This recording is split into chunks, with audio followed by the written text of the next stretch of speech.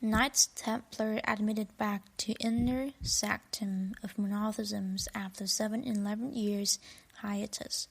For the first time since Friday, October 13 of 1307, the Knights Templar have been invited back into the inner sanctum of monasticism, according to Templar and Peter Freemanson Lodge sources. So, a 7-11-year-old injustice, one that gave rise to suppositions of Friday the 13th being unlucky, is finally being addressed. This is just another sign that we are experiencing events that could only be described as biblical. Remember that in February of 2016, the Roman and Russian churches ended their 1,000-year schism, while the Muslim, Jewish, and Christian schisms be next to end. Maybe we will find out soon. Anyway, now the Templars will be merging with the Knights of Malta, and this will provide access for the Templars to the Vatican itself, according to Andrew Him, of the Sovereign Military Order of the Temple of Jerusalem, aka the Templars. Furthermore, the Templars will be given access to the inner sanctums of the Abraham religions, since with the access afforded to the Vatican and to the Holy Land. In addition, this inner sanctum will include access to the controversial periodicon made popular by Dan Brown's novel The Da Vinci Code, says Him. This event is just the latest signs of a fundamental change of direction from Western civilization away from war and toward peace and development, according to these sources. If all goes well, trillions of dollars will soon be made available to both pay off debt of the U.S. government and the private sector, as well as finance a massive campaign to end poverty, stop environmental destructions, and turn the planet Earth into a paradise it is meant to be, the sources say. This is now being talked about in public by Western leaders and reported on in the corporate media. The Earth Alliance, fighting to free humanity from Babylonian debt slavery, is also warning on multiple fronts, with senior sentient capitalists dying, disappearing, or losing power at an accelerating pace. CIA sources are now confirming, for example, that Jacob Rothschild was killed by a suicide attack on his helicopter in November of last year. If this is true, he joins David Rockefeller, Zbigniew Brzezinski, George Soros, and many other leaders of the collapsing old regime. The top scientist still in power is now Benjamin Netanyahu of Israel, who is being indicted on multiple counts of corruption and will almost likely be killed before he can testify about multiple war crimes, such as the Fukushima mass murder attack on Japan. With most top-ranked capitalists now out of the picture, lower-tier ones are being targeted. That is why casino mogul Steve Wynn was forced to resign, ostensibly for reasons of sexual harassment, Pentagon sources note.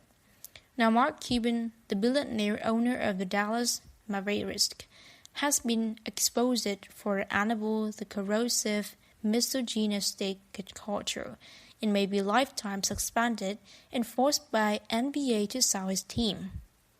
The sources say another cable power broker in trouble is Senator Dianne Feinstein of California, who failed to get an endorsement from her own party to run for re-election.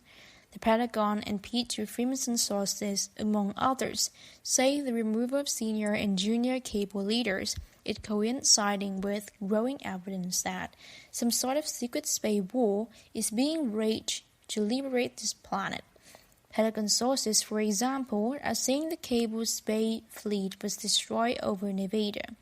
Also, a submarine base in Papua New Guinea was destroyed by engineered powers and was thus prevented from setting off the Yellowstone caldera. The sources say this was a base from which the March 11, 2011 Fukushima nuclear and tsunami attack on Japan was stated. A look at the epicenter of the earthquake, 6.08 as and 4.7 TE on Google Earth reveals some rather strange objects. The UK, which is not known for earthquakes, has also experienced 21 earthquakes in the past 50 days, and the seismographs bear the hallmark signs of artificial quakes. Pentagon sources say the quakes are caused by the ongoing destructions of cable underground bases in Wales and Ireland. Also, Canadian Secret Intelligence Services officials say the anonymous cube pulses being looked at now by 20 million people are part of military intelligence battle against the deep state. He says the U.S. President Donald Trump is preparing for disclosure about the secret space program. In any case, back here on Earth, the latest state mass shooting event by the cable in the U.S. is turning into a major disaster for the cable and their propaganda media, as the story unreveals despite desperate attempts by the CNN and Google to censor the truth about crisis actors.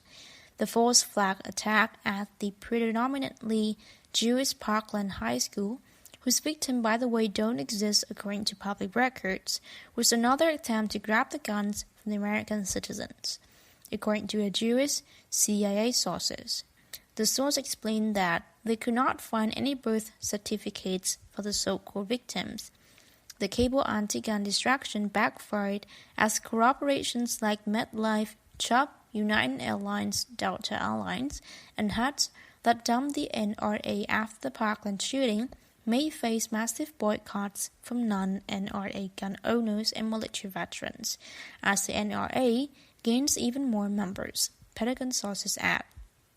Furthermore, in a smackdown to frivolous Israeli lawfare, the U.S. Supreme Court in Rubin v.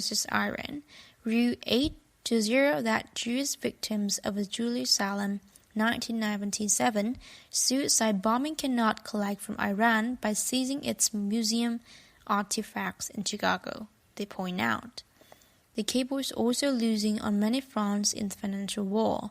The latest move against them was the insurance of an oil-backed cryptocurrency by Venezuela, which has already raised $735 million for that country on its first day of pre-sale. It must be a smart move by Marudo side, as it's making the deep state very nervous, as CIA sources pointed out.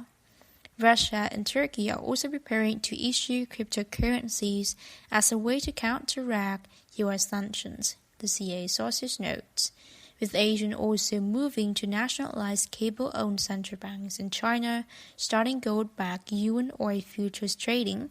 Soon only Japan, Israel, and part of the U.S. will remain under any form of cable financial control. The military government in the U.S. will continue to battle against the cable until it is fully defeated, Pentagon sources promise. When we see it jubilee announced and carried out, we will know the American people will be finally freed. Right now, though 77 million Americans are being haunted by private debt collectors and many are being placed in privately owned prisons for debt as small as $28. According to American Civil Liberties Union, why aren't the debt collectors being jailed? Why aren't the slaves in the private prison network being freed? On a final note, we can report this week that the White Dragon Society is now engaged in high-level negotiations with the U.S. military-industrial complex, the P2 Freemasons, Asian secret societies, the Russians, and others to prepare the planet for final liberation from the cable. Although there is a lot we cannot make public at this time, we can say that trillions of dollars will be made available for Western countries to clean up their act. We can also say that there is not going to be any single one world currency, and there will not be any fascist world government. However, the WGS has been told that unless humanity achieves world peace, the quarantine on Earth planet will not be lifted. This is why it is important for the entire planet to achieve Korean reunifications and end the Israeli and Palestinian conflict. If we play our cards right, the unfolds over the coming year or so will be something that historians will be writing about for thousands of years. We have a very real change of ending thousands of years of human slavery and starting a new age.